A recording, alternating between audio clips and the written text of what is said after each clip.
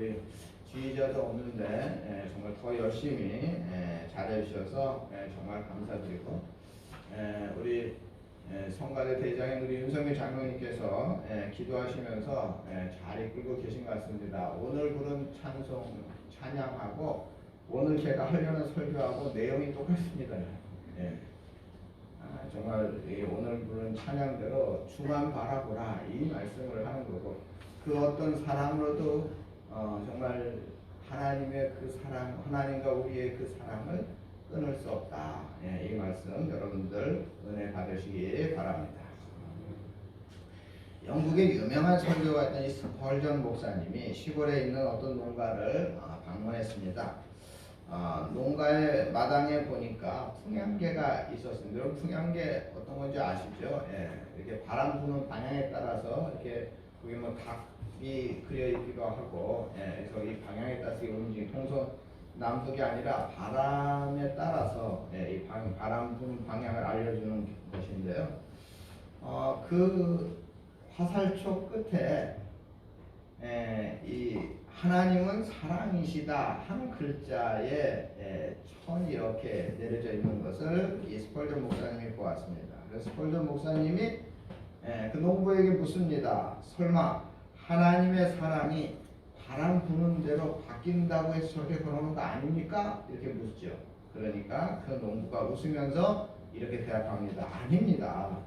바람이야 어떤 방향으로 불든지 간에 하나님의 사랑은 변함이 없다는 의미로 달하는 것입니다.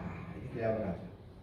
우리의 인생을 돌이켜보면 저마다 시도에락 사연이 다 없는 분들이 없을 것입니다. 때로는 형통할 때도 있고 때로는 공부할 때도 있고 정말 어려울 때 힘들 때 많이 있지만 어떤 때든지 하나님의 사랑은 변함이 없다 하는 믿음으로 이 농부는 그 풍향계 그 밑에 하나님은 사랑이시다 이렇게 글씨를 적어놓은 것입니다. 형통할 때도 하나님의 사랑은 우리와 함께 계셨고 우리가 공고함에 처했을 때도 하나님의 사랑은 변함이 없으십니다. 하나님은 모든 것이 협력해서 우리에게 선을 이루시도록 언제든지 어떤 상황 속에서도 사랑을 베풀어 주시고 있습니다. 현재 살기가 너무 힘들고 피곤하고 어깨에 짐이 무겁다는 분들이 계실 것입니다. 삶에 지치고 피곤하여 힘들어 하시는 분들도 계실 것입니다. 이 험한 세상을 넉넉하게 이기는 비결이 오늘 읽은 말씀에 나와 있습니다. 사도 바울은 오늘 로마서에서 영원히 변함없는 하나님의 사랑, 세상에 그 어떤 것도 끊을 수 없는 하나님의 사랑, 그 사랑 안에서 우리가 넉넉히 이긴다 라고 말씀하고 있습니다. 로마서 8장은요 신약 성경 전체에서 제일 중요한 장이라고 많은 신학자들이 얘기합니다. 그 중에서 제일 8장에서도 제일 핵심이 되는 절이 37절입니다. 우리 화면을 보시고 우리 함께 읽어보겠습니다.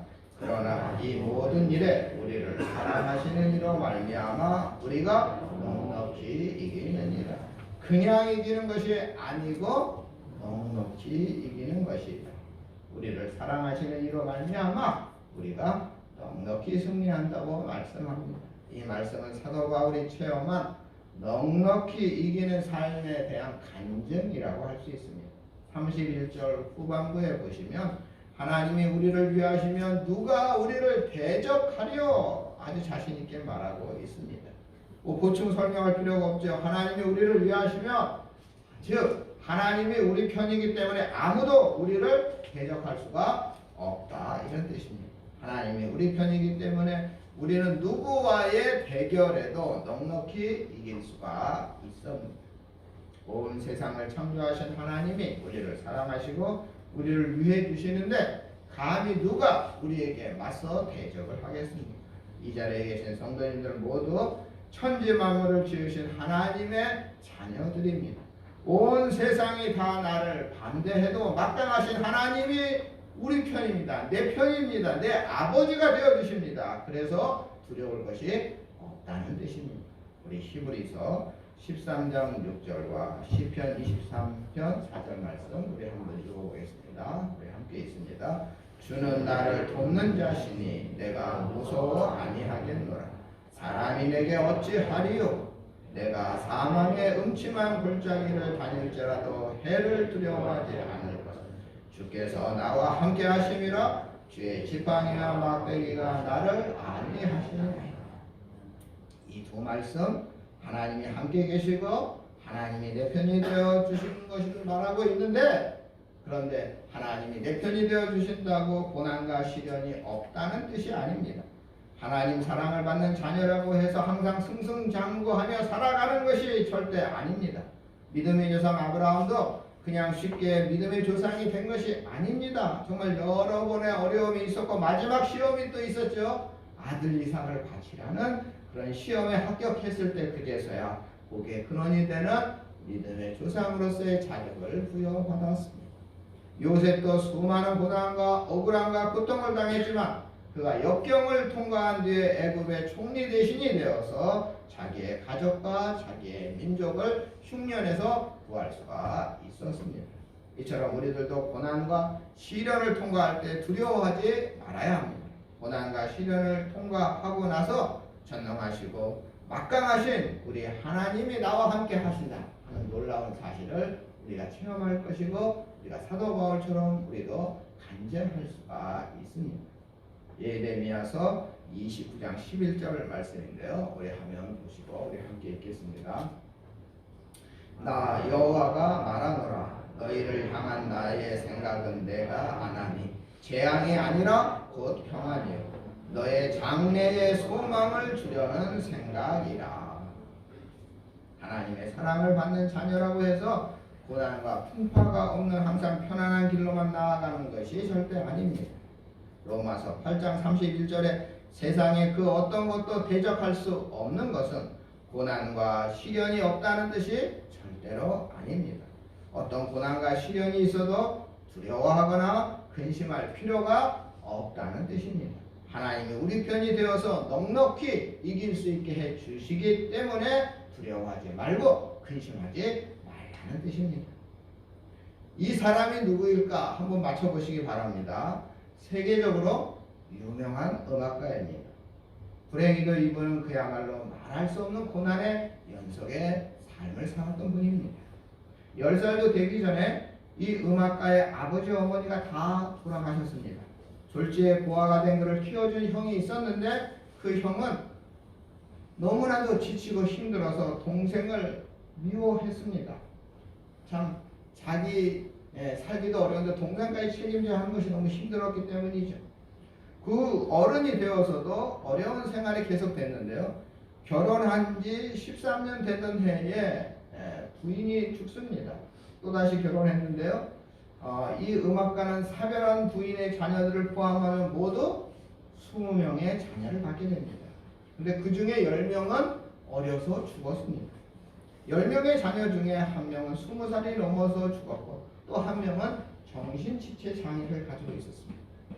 이 음악가가 나이가 많아지자 점점 눈이 흐려졌다 그러고요. 게다가 풍이 와서 몸 왼쪽이 마비가 되는 일이 발생했습니다. 그럼에도 이 음악가는 이러한 상황 속에서도 계속 작곡을 하였고 수많은 사람의 영혼을 완전히 사로잡을 만큼 웅장하고 장엄한 하나님께 드리는 찬양과 경배의 음악을 만들었습니다. 서양 음악의 역사는 교회 음악과 같은 거의 같다고 보시면 되는데 이분은 카톨릭 교회의 음악을 만든 것이 아니라 우리 개신교 교회 음악의 작곡가라고 할 수 있습니다. 도대체 이토록 비참하게 살았던 이 음악가가 누구냐? 우리가 학교 다닐 때 음악 시간에 음악의 아버지라고 배웠던 사람 바하, 요한 세바스찬을 말합니다. 바하가 이처럼 심오한 믿음과 찬양의 교회 음악을 작곡할 수 있었던 이유는 아마도 인생의 불안과 고난을 어느 누구보다도 많이 겪으면서도 하나님의 사랑, 하나님이 함께 하시는 놀라운 은혜를 누구보다 많이 체험했기 때문입니다. 바하는 전능하신 하나님을 찬양하고 경배하며 하나님께 영광을 나타내는데 일생을 바쳤습니다. 그래서 바하는 자신이 작곡한 악보 그 빈 구석에 오직 하나님의 영광만을 위하여 또는 지극히 존귀하신 하나님께 예수님의 이름으로 뭐 이렇게 정말 하나님을 경배하는 문구를 그 빈 곳에 적어 놓았다 그래요. 하나님의 영광만을 위해 살고 하나님의 영광만을 사랑하며 하나님의 영광만을 위하여 일하는 것, 이것이 바로 음악가였던 바하의 목적이었습니다. 바하가 그 어려운 고난과 역경을 통과한 힘은 다름 아닌 하나님의 사랑이었습니다. 하나님의 사랑이 나와 함께 한다는 믿음으로 그 모든 어려움을 극복한 바하는 정말 이 어려움을 극복했기에 오늘날까지도 음악의 아버지라 불립니다. 고난과 시련을 통과한 하나님의 자녀들에게 하나님은 더 좋은 것을 예비해 놓으십니다. 우리 전원교회 성도님들에게도 저희 화면을 보시면 장래에 소망을 주려는 생각, 우리 전원교회 성도님들에게도 장래에 소망을 주려는 생각, 즉 더 좋은 것을 예배하여 주실 것을 주님의 이름으로 축원합니다. 33절 앞부분에 보시면 누가 능히 하나님께서 택하신 자를 고발하리요 하는 말씀이 있습니다. 고발한다. 예전에 가지고 있던 우리 성경에는 송사한다 이렇게 번역이 되어 있었는데요. 검사가 피고인을 고발하는 것을 뜻하는 말입니다. 고발한다, 송사한다는 말은 죄와 허물을 들춰내어서 벌을 받게 하려는 것을 의미합니다. 사탄 마귀가 하는 일은 검사가 하는 일이야 똑같습니다. 하나님의 자녀들에게 죄를 캐내어 벌을 주려고 하는 일을 사탄 마귀가 합니다. 그러나 예수님의 피로 죄사함을 받고 구원받은 성도들에게 예수께서 친히 변호사가 되어 주셔서 사탄의 고발로부터 우리를 지켜주시고 보호해 주십니다. 검사가 아무리 기세 등등한 것 같아도 판사가 무죄를 내리면 그만 아닙니까? 무죄 판결을 받는 데 있어서 변호사의 역할이 굉장히 중요합니다. 이 세상에도 능력 있는 변호사들은 상당히 비쌉니다. 대기업 회장들은 자기들을 위한 유능한 변호사를 채용하는 경우가 많습니다. 그래서 검사들은 대기업 회장의 비리가 있어도 함부로 고발하거나 송환하지 못하는 것을 우리가 봅니다. 그들에게 유능한 변호사가 있기 때문입니다. 33절 말씀은 우리를 사탄 마귀가 함부로 고발하지 못하는데 그 이유가 바로 우리 예수님이라는 유능한 변호사가 우리와 함께 있기 때문이다, 이런 뜻입니다. 존 로이드 존스 목사님은 사탄 마귀는 초급 검사와 같다 이런 말을 했습니다.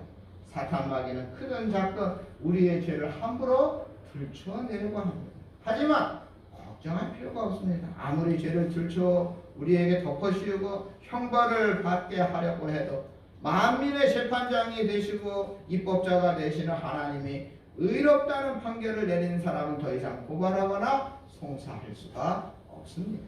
우리 로마서 4장 25절 말씀 우리 함께 읽어보겠습니다.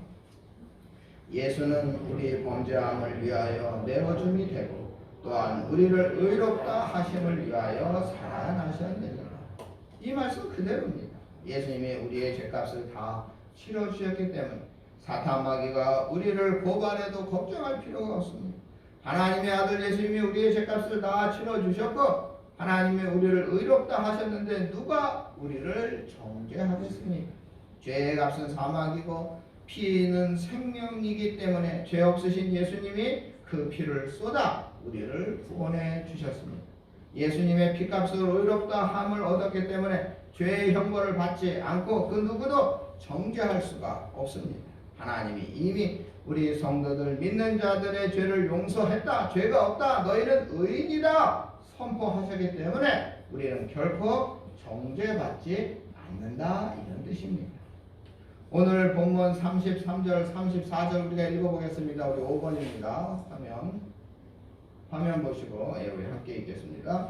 누가 능히 하나님께서 택하신 자들을 고발하리요? 의롭다 하신 이는 하나님이시니 누가 정죄하리요? 죽으실 뿐 아니라 다시 살아나신 이는 그리스도 예수시니 그는 하나님 우편에 계신 자요 우리를 위하여 간구하시는 자니라.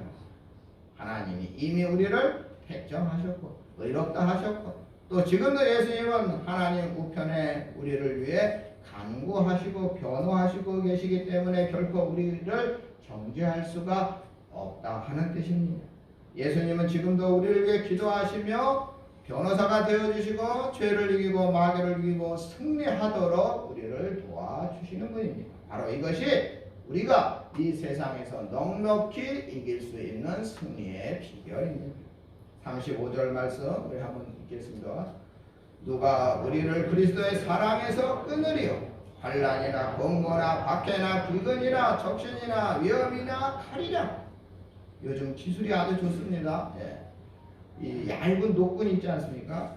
이 굉장히 질기더라고요. 제가 어느 날 택배를 뜯으려고 노끈이 있어서 손으로 얇아서 손으로 확 하는데 안 되더라고요. 괜히 손 다칠 뻔했는데 하지만 칼로는 어떻게 되니까 쉽게 끊어집니다. 제가 섬에 있을 때 교회 앞에 이제 논이 있는데 그 앞에 이제 배수로가 있지 않습니까? 근데 배수로가 그 배수로의 그 녹강이라고 하나요? 그 녹강이 그 깨져가지고 그 철사 같은 게 이렇게 나와 있어요. 그래서 위험해 보이더라고요. 그래서 제가 그 벤치로 그 철사를 잘라 버리려고 했는데 이게 안 되더라고요. 그게 이제 철사가 좀 굵은 철사였는데 이게 제가 힘이 없어서 그런가 벤치로 안 돼서 제가 포기했는데 며칠 지나고 보니까 그걸 누가 잘라놨더라고요. 보니까 우리 교회 저보다 2살 많으신 집사님이 계신데 그분이 우리 교회 제일 막내였거든요. 그래서 그 김원주 사람 분이 이거를 잘라놓으신 거더라고요. 그래서 제가 설교 시간에 그 집사님 칭찬하면서 야, 나는 힘으로 안 됐는데 우리 집사님 힘이 너무 세다. 그거를 내가 하셨다. 내가 우리 집사님 힘이 세다고 설교 시간에 칭찬을 해드렸어요. 그랬더니 그 집사님이 예배 끝나고 제가 손으로 한 게 아니고 톱으로 한 거예요. 그러더라고요. 노끈과 달리 철사줄은 이게 쉽게 잘 칼로 끊어지지 않죠. 그러나 아무리 쇠사슬, 철근, 아무리 두꺼운 쇠라 해도 끊는 방법이 있습니다. 그거 다 끊을 수 있습니다. 막 용접 그 가스불로 막 다 끊고 다 하더라고요. 여러분 그러나 하나님과 나 사이에 맺어진 사랑의 줄이 있다는 이 사랑의 줄은 칼로도 안 되고 쇠톱으로도 안 되고 그 어떤 것으로도 끊을 수 없었다라고 사도 바울이 간증하고 있습니다. 외적인 고통의 환난이나 내적인 아픔인 공고함, 매맞은 굶주림 수치를 당하는 일, 위태로운 일, 예수 그리스도와 우리를 묶어 놓은 그리스도의 사랑의 줄을 끊을 수 없다. 이렇게 사도 바울은 고백하고 있습니다. 이 고백이 우리 전원교회 성도님들의 고백이 되시기를 주님의 이름으로 축원합니다. 세상은 항상 변하고 세상 사람들은 다 변할 수 있습니다. 전에 우방이었던 나라가 오늘 원수가 될 수 있고 전에 원수였던 나라가 오늘의 우방이 되기도 합니다. 저 친구는 절대 변하지 않겠다고 생각했는데 정말 나한테 배신했던 그런 친구도 있습니다. 그러나 영원히 변치 않는 하나님의 사랑, 자기의 생명까지 희생하며 우리의 죄를 대속해 주신 예수 그리스도의 그 사랑은 변하지 않습니다. 그러므로 어떤 환난과 고통과 박해를 받는다 하더라도 우리 성도님들에 대한 예수 그리스도의 그 사랑의 줄은 그 무엇으로도 끊을 수가 없습니다. 우리 38절, 우리 39절 우리 읽어보겠습니다. 내가 확신하노니 사망이나 생명이나 천사들이나 권세자들이나 현재일이나 장래일이나 능력이나 높음이나 깊음이나 다른 어떤 피조물이라도 우리를 우리 주 예수 그리스도 예수 안에 있는 하나님의 사랑에서 끊을 수 없으리라. 아멘. 얼마나 확신에 찬 말씀입니까? 우리 인간은 실패하여도 하나님은 실패할 수 없습니다. 때로는 감당하기 어려운 환난이나 고통과 시련이 닥친다 하더라도 지나가 보면 지난 시간 되돌아보면 우리에게 유익이 되었고 은총의 길로 하나님이 나를 인도하셨구나 하고 우리는 깨닫게 됩니다. 요즘 세상에는 너무나 복잡하고 어려운 일들이 나도 모르게 예측 불가능하게 많이 일어나고 있습니다. 그 무서운 지진, 원치 않는 자연재해가 수시로 우리 주변을 위협하고 있습니다. 그래서 많은 사람들이 불확실한 미래에 대하여 불안과 두려움을 느끼고 있습니다. 그러나 하나님께서 우리 편이 되어 주시며 누가 우리를 대적하며 누가 우리를 고발하며 누가 우리를 정죄하며 누가 우리를 그리스도의 사랑에서 끊을 자가 누가 있겠습니까?